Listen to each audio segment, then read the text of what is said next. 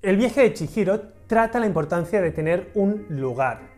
Es tan importante en la trama que es el hilo argumental de los tres protagonistas. Tener un lugar. De hecho, sus tres historias son prácticamente la misma, solo que a distintos niveles según su alejamiento de su lugar de origen. Pero ¿qué es lo que ocurre en ese viaje de Chihiro para encontrar un lugar? Para que al principio un túnel sea de yeso y al final sea de piedra. Vaya, pero si solo es yeso. Este edificio es bastante nuevo. El final del túnel. ¿Pero qué? ¿Qué pasa? La respuesta corta es que lo que ocurre es el viaje de Chihiro. La respuesta larga es lo que vamos a ver en este vídeo, junto con los estilos arquitectónicos que definen a los personajes de la película. Yo me llamo Pau y esto es Deconstruyendo el Cine.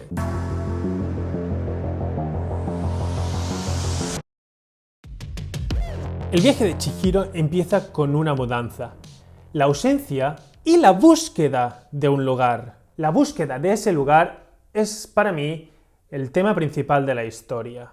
Ya sea un lugar real como el del nuevo hogar de la familia de Chihiro, un lugar en el mundo con el crecimiento personal y la maduración de la misma Chihiro, o lo que veremos más tarde en ese mundo de fantasía donde Haku, el dios del río, está en la casa de baños porque no tiene lugar. O No Face, o Sin Cara, tampoco tiene ese lugar. Y lo que hace es una búsqueda constante hasta dar con él. A ver, en este vídeo va a haber spoilers, pero sinceramente creo que en esta película de animación, tanto para niños como para adultos, da igual el final. Lo que importa es el viaje, por algo se llama el viaje de Chihiro.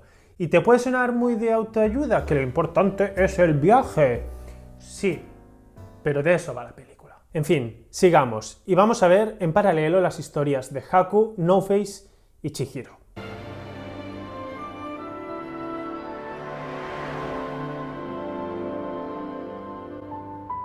No Face es un espíritu sin lugar, ni familia, ni nombre, ni rumbo.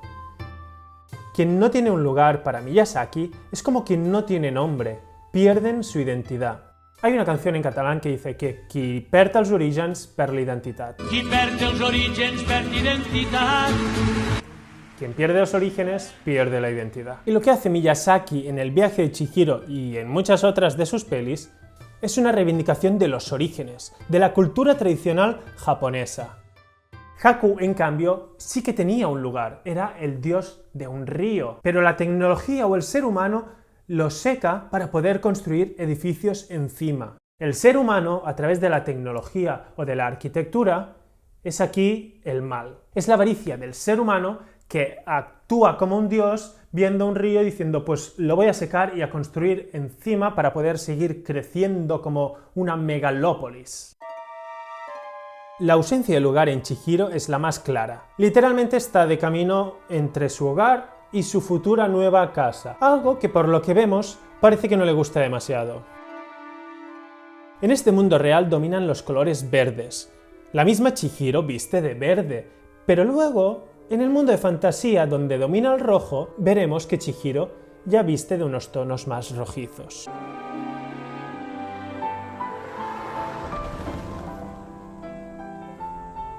Con el coche pasan por delante de una puerta Tori, una construcción tradicional japonesa que indica la transición entre lo mundano o profano y el espacio sagrado. Me parece como mínimo destacable que la puerta no se encuentre en medio del camino indicando la entrada a un santuario, sino que está desplazado a un lado. Así que el viaje o la transición de Chihiro ha empezado aquí. ¿Era este un detalle demasiado sutil? Pues Miyazaki te lo va a dejar más claro al cruzar un túnel, un símbolo en nombrosas culturas de transición entre dos mundos distintos, en este caso entre el real y el fantástico. Pero ¿cuál es el problema? Pues que de momento este túnel es de yeso, lo cual lleva al padre a pensar que es una construcción moderna y por lo tanto es la entrada a un parque de atracciones. Debe tratarse de un parque temático abandonado. Construyeron muchos a principios de los 90. Una arquitectura que es pura imitación, falsedad, que a veces es literalmente una fachada. Y aquí lo que se está imitando es la tradición japonesa, con imágenes que recuerdan a las estampas ukiyo del periodo Edo. Este proceso a través del túnel es la primera transición de Chihiro, pero vamos a ver que tiene otras durante la película. Después cruzan un río seco y se encuentran la escultura de una rana. ¿Y por qué una rana? Pues porque rana en japonés es kaeru, que significa también volver a casa. Si como yo no habláis ni entendéis el japonés más allá de konnichiwa, pues os perdéis muchos de estos detalles. Pero no pasa nada, porque para más detalles como estos o sobre la mitología sintoísta de la película, os recomiendo este vídeo de En Picado. Esto es una información de servicio que os doy yo así, de gratis. ¿Por qué? Pues porque lo explican muy bien, mucho más de lo que os podría haber explicado yo. Después de separarse de sus padres, Chihiro llega a un sitio misterioso, aparentemente una arquitectura tradicional japonesa. Aparentemente, sí, porque de nuevo esto es solo pura fachada. La fachada pública de la casa de baños, aunque es un poco una mezcla de estilos representando la variedad de dioses que llegan de todas partes a este edificio, es la que imita una arquitectura tradicional japonesa. Ya sabéis, las características típicas tópicas de santuarios, castillos o pagodas sintoístas como la de Nikko Toshogu, el color rojo, las cubiertas con grandes voladizos de las cornisas o los 5 niveles, que en ese caso representan 1. La tierra, 2. El agua, 3. El fuego, 4. El viento y 5. El vacío. Y aquí creo que vale la pena que haga una pausa en el vídeo para explicaros un par de detalles estructurales de esta magnífica pagoda.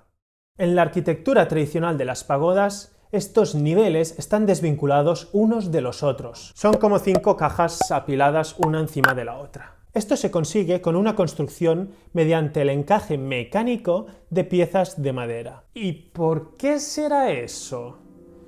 Pues porque contra un terremoto lo más efectivo, a diferencia de lo que nos podría parecer, no es construirse una caja rígida y súper dura de súper hormigón armado, sino que lo más efectivo es un montón de piezas que toleren el movimiento entre ellas. Y no solo eso, sino que tiene otro mecanismo para evitar los movimientos sísmicos. En su interior tiene una gran columna que no es una columna. No nace del suelo para aguantar los pisos superiores, sino que nace del 4º piso y cuelga unos 10 metros hasta quedarse a unos 10 centímetros del suelo. Esto actúa como péndulo y equilibra el movimiento sísmico frecuente en Japón, dando estabilidad a la pagoda. Perdón porque a la que puedo me voy por las ramas de lo estructural. Sigamos con el vídeo. Lo que os decía es que lo que vemos es una fake arquitectura tradicional japonesa, porque si nos acercamos, veremos como el puente, por ejemplo, otro mecanismo para indicar el cambio entre dos mundos o dos realidades en muchas culturas, está soportado por vigas de acero, que ya os aseguro yo que no son tradicionales. O aquí, por ejemplo, que teníamos otro rastro de la industria con la chimenea, pues por ahí contaminando. Lo que muestra la cara real de la casa de baños es la fachada trasera, más sucia, de servicio, donde se alojan a los trabajadores rollo steampunk. Esta es la cara que Yubaba intenta ocultar bajo la fachada de la tradición. En el interior de la casa de baños veremos de nuevo ese intento de parecer la tradición japonesa con un estilo shoin-tsukuri, con madera, tatamis y paredes de papel. Las decoraciones tienen también un sentido, muy parecidas a las del castillo Nijo. En la planta baja encontramos flores, en la sala principal pinos japoneses y más arriba dragones y otros seres. Es aquí en la casa de baños donde Chihiro y Haku pierden sus identidades. Olvidan su nombre que les es arrebatado por la bruja Yubaba, y Haku incluso acaba robando en su nombre. ¿Y cómo es la arquitectura de esta bruja Yubaba? No puede ser arquitectura tradicional japonesa, básicamente porque no es la buena de la peli. Su arquitectura es la de una reina barroca, es pura jerarquía. Esto que vemos cuando Chihiro llega es una enfilade, una sucesión de espacios conectados a través de puertas aunque realmente acaba siendo todo prácticamente un mismo espacio infinito.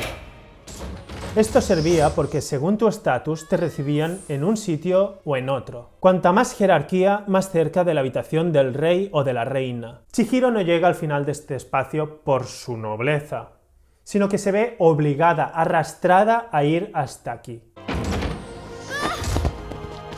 Una enfilade es mucho más jerárquica que un pasillo, y aunque acaba en desuso en las viviendas, aquí nos está indicando que Yubaba es la mandamás. Su arquitectura es algo que se opone a la arquitectura tradicional japonesa, ni siquiera intenta imitarla. Yubaba es una reina avariciosa y corrupta, ajena al resto de habitantes de la casa de baños, distante de sus trabajadores y distante de su hermana. Todo esto provoca que los egoísmos y la avaricia de la gente de la casa de baños alimenten al hambriento No-Face y se genere el caos que va a ser la catarsis de la película.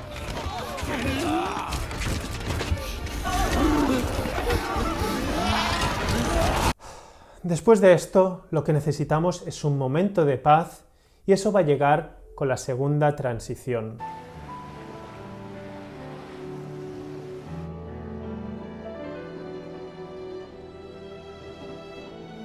Este momento de paz es una de las escenas más bonitas de la película. ¿Tú también quieres venir? Un No-Face que ha vomitado todo lo que había absorbido acompaña a Chihiro en un viaje que ella hace altruistamente, sin saber cómo va a volver, y lo hace solo para salvar a Haku.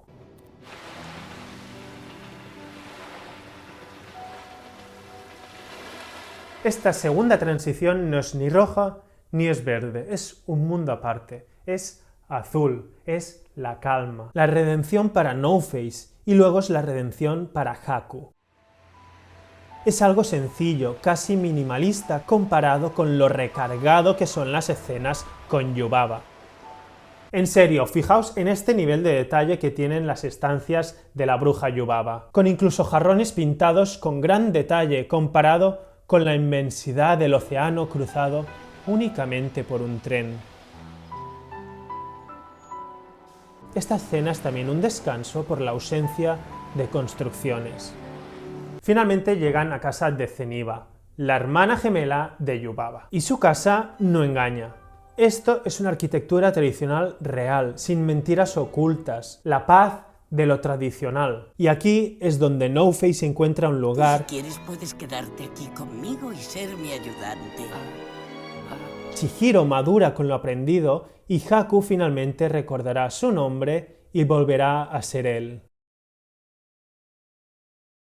Con No-Face resuelto y Haku en camino, Chihiro ya puede volver junto con sus padres e ir a buscar su lugar. Pero antes tiene que deshacer el camino y volver a cruzar el túnel. Chihiro empieza y termina su viaje con este túnel. Pero el túnel va a ser distinto, va a cambiar igual que cambia la protagonista. Antes era la supuesta entrada a un parque de atracciones, a un mundo de falsedades, de apariencias, a un mundo en que lo importante es la fachada. Pero este mundo de fantasía cambia con el paso de Chihiro. Ella lo mejora y lo convierte en algo mucho más real, palpable, como un muro de piedra.